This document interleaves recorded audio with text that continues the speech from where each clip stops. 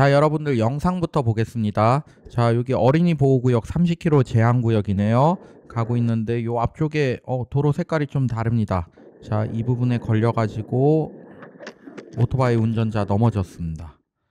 자, 다시 한번 좀 디테일하게 봐볼게요. 이 부분이네요. 자, 여기 앞에 공사 진행하고 있는 것 같죠? 땅이 움푹 패여 있습니다.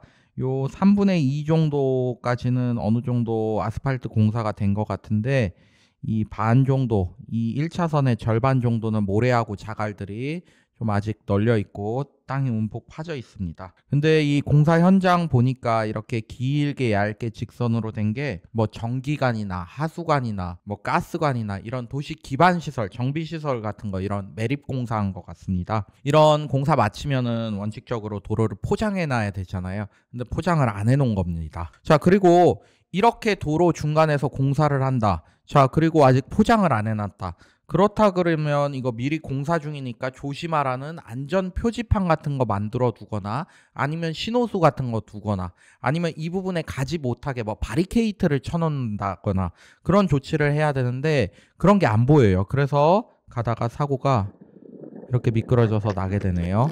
자, 이거 제보자분이 너무 억울해서 글 올리셨습니다. 제가 같이 한번 봐볼게요. 2024년 10월 3일 오토바이를 타고 가던 중 도로에 공사 표지도 없는 구간에 갑자기 1차선에 아스팔트가 까여져 있고 도로에 흙과 돌이 노출되어 있었습니다. 저는 진행 방향 좌회전을 해야 했기에 피하지 않고 직진했다가 바로 넘어졌습니다. 자, 갈비뼈 골절, 늑골 골절이라고 하죠. 전치 4주 판정받고 손, 어깨, 무릎에 깊은 찰가상 있고 집으로 돌아왔고 그저 운이 없다고 생각하다고 지내고 있었습니다. 하지만 주변 분들이 불박 영상 보시고 도로 공사에 대한 책임이 있으니까 책임 물어야 되지 않느냐라는 의견을 주셔서 국민신문고에 불박 영상하고 글을 함께 올렸더니 담당 공무원께서 연락이 와서 도시가스공사 담당자하고 연결해 주셨다고 합니다. 역시 우리나라는 가만히 있으면 뭐가 안 되고 뭐를 조금 올려야지 뭐가 되는 것 같습니다. 담당자 분에게 보험 처리 요구했고요. 저도 초반에는 제 운전 미숙이나 피할 수 있는 상황이 있지 않았을까라는 생각도 들었기에 소소한 치료비만 보상받으면 되지 않을까 했거든요. 자, 도시가스에서는 하청업체로 넘어가서 하청업체에서 손사 연결해 주셨다고 합니다. 이 손해사정사 담당자와 전화하면서 이게 맞나 싶었습니다. 손사가 이랬대요. 도로는 가만히 있는 존재고 본인은 움직이는 존재니 움직이는 쪽에 과실이 있을 수 있다. 네, 그럴 수 있다고 생각했습니다. 맞아요. 움직이는 쪽에 과실이 어느 정도 잡히는 건 사실일 겁니다. 자, 다음날 과실에 대해서 전화를 했는데 과실을 최대한 봐줄 수 있는 게 5대5다. 이렇게 공제조합 쪽에 가스공제조합이겠네요. 요구해 볼 건데 괜찮겠냐 하시더라고요. 그러면서 과실이 5 정도 나올 텐데 치료받는 도중이면 치료도 적당히 중단하는 게 어떻겠냐는 얘기를 하시는데 들으면서 제가 제대로 들은 게 맞나 싶더라고요. 치료를 받지 말라니. 아파는 죽겠고 흉터는 남아서 속이 상한데 갑자기 화까지 나더라고요. 그래서 주변에 알아보기 시작했습니다. 자, 변호사 세 분한테 문의하니까 과실이 8대2 정도라고 하셔가지고 알았다고 했습니다. 다들 공사 진행 중에 과실이 있어가지고 과실이 8대2라고 하셔서 알겠다고 했습니다. 자, 이 변호사님들이 경찰서에 신고도 진행하라고 하셔서 경찰서에 전화도 했는데 신고할 대상이 도로라서 상대가 없으니 우리는 접수조차 할 수 없다. 솔직히 전방 주시 의무 태만이니까 5대5 정도 나오는 게 맞지 않냐? 라고 하면서 접수를 거절하셨다고 합니다. 그래서 시에 전화해서 이런 안건에 대해 상담할 곳이 있느냐고 했더니 없다고 합니다. 그저 저는 제 과실이 정말 5 정도 되는지 판단이 필요합니다. 제 과실이 5라면 마무리 짓고 싶지만 그것이 아니라면 저와 비슷한 상황에 처한 분들을 위해서 판례가 남지 않게 처리하고 싶습니다. 고견 부탁드립니다. 자, 이렇게 남기셨어요. 이런 답변 받으시면 제보자분 굉장히 억울하실 것 같습니다. 자, 일단 제보자분의 말씀 들어보면 첫 번째로 형사사건에서 경찰이 업무상 과실치사죄로 고소가 안 된다는 이야기를 들었고요. 자, 두 번째, 민사사건에서는 과실 비율을 상대방이 최대 5대5까지밖에 안 된다고 주장하고 있는 사항인데 제가 보기에 이 두 개 다 아주 잘못된 것입니다. 자, 일단 이런 사건은 업무상 과실치상죄 고소 무조건 가능합니다. 인용될 가능성도 한 90% 이상은 됩니다. 자, 그런데 경찰이 안 받아주는 이유는 뭘까요? 신고할 대상이 도로라서 상대가 없으니까 우리는 접수조차 할 수 없다. 자, 이게 말이나 됩니까? 분명히 그 도로를 보수하고 관리하는 주체가 있는데 어떻게 이런 얘기할 수 있는지 저는 이해가 되지 않습니다.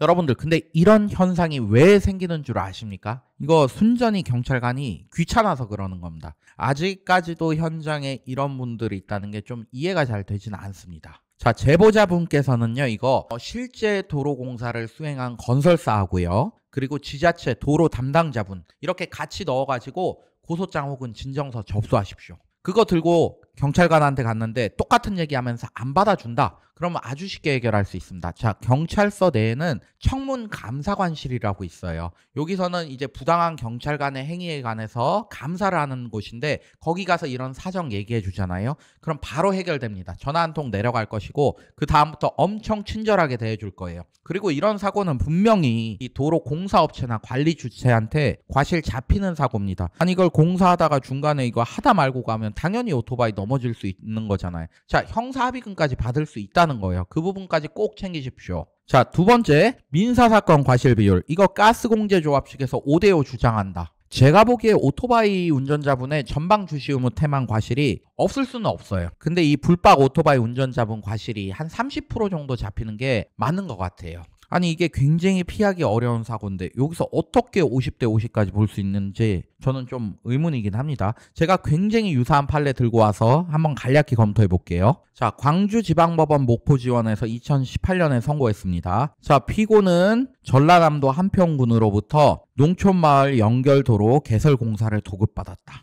자, 피고 소속 현장 소장과 인부들은 도로를 횡으로 절단하여 굴착하고 배수관을 매립한 다음 파인 부분을 자갈등으로 메었으나 노면을 제대로 정비하지 않은 채 방지하였다. 자, 원고는 소형 오토바이를 타고 진행하던 중 이 사건 공사 현장에 이르러 제대로 메어지지 않고 패여있던 도로의 턱에 이 사건 오토바이 바퀴가 걸려 쓰러져 넘어졌다. 자, 사고 내용 굉장히 유사하잖아요. 자, 이거 과실비율 부분 한번 봐볼게요. 자, 책임의 제한 여기 있죠. 자, 다만 원고로서도 오토바이를 운전하여 도로를 진행하는 경우 전방을 잘 살펴 위험 요인이 없는지 살피고 특히 이 사건 사고 당일 오전에 비가 내렸을 뿐만 아니라 사고 현장은 도로 공사가 진행되는 곳으로 주변에 안전 표시판 등이 설치되어 있었으므로 오토바이 속도를 더 낮추고 노면 상태에 주의를 기울여 운전을 해야 됨에도 불구하고 이를 게을리한 채 진행한 잘못이 있다. 또한 자신의 안전을 위하여 두부와 안면부에 제대로 보호할 수 있는 안전모를 착용해야 되는데 안전모가 안면부와 턱 부분을 제대로 보호할 수 있는 구조와 재질이 아니다. 자, 이런 과실들을 종합해 봤을 때 손해 발생 및 확대의 한 원인이 되었으므로 원고 오토바이 운전자분의 과실을 40%로 보고 피고 공사업체의 책임 비율을 60%로 제한한다. 자, 이렇게 봤어요.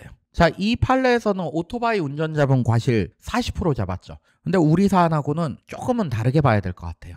우선 이 판례 사안에서는 안전 표시판 설치되어 있었는데 우리 사안에서 안전 표시판 없었습니다. 이거 굉장히 중요해요. 미리 공사 현장을 알 수 있냐 없냐 대비를 할 수 있잖아요. 그리고 이 판례 사안에서는 안전모가 허술했다고 하는데 우리 사안에서는 그런 사안도 없어 보입니다. 그렇기 때문에 이 판례보다는 더 유리하게 과실비율 나와야 될 것 같고 그러면 한 20에서 30% 정도가 적정하지 않을까 하는 생각이 듭니다. 자, 다음으로는 제가 직접 수행한 판례가 하나 있어서 제가 갖고 와봤습니다. 한번 볼게요. 서울중앙지방법원에서 2020년에 선고됐고요. 자, 소송대리인 변호사 김경남. 자, 피고는 서울특별시입니다. 자, 원고는 배송 업무에 종사하는 사람으로서 이륜 자동차를 운전하여 가다가 지상에 맨홀 덮개가 뒤집혀 있는 것을 미처 확인하지 못하고 뒤집힌 덮개에 걸려 넘어졌는데 이로 인해서 요골, 척골, 상안골에 골절이 발생했다. 팔하고 어깨 부분에 골절이 발생했다는 얘기입니다. 자, 이 사건 맨홀은 피고 산하의 서초소방서가 관리하여 왔다. 자, 원고분은 이 사건 사고와 관련해서 산업재해보상보험법에 따라서 요양급여로 1,000만 원, 자, 휴업급여로 1,200만 원, 그리고 장애보상급여로 1,000만 원 지급받았고요. 그리고 또한 이 지자체,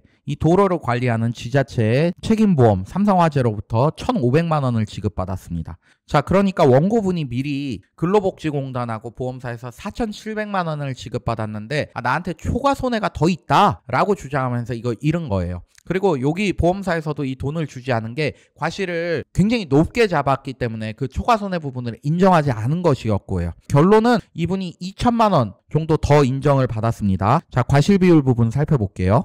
다만 이 사건 사고 당시는 한낮으로 충분히 시야가 확보되어 있고 이 사건 맨홀이 설치된 도로는 제한속도 30km인데 사고 경위나 부상 정도의 비로 보면 원고가 전방 주시 후 게을리하고 제한 속도 다소 초과한 것으로 보이므로 피고의 책임 비율을 70%로 제한한다. 자, 이거 우리 사건이랑 굉장히 유사하지 않나요? 우리 사건도 한낮으로서 전방 주시에 제한이 없었고 30km 제한 도로였어요. 자, 그리고 도로상에서 노면상에서 하자가 있었던 것도 똑같고, 그러기 때문에 이 판결하고 동일하게 한 30% 정도 봐주는 게 적당하지 않을까 생각됩니다.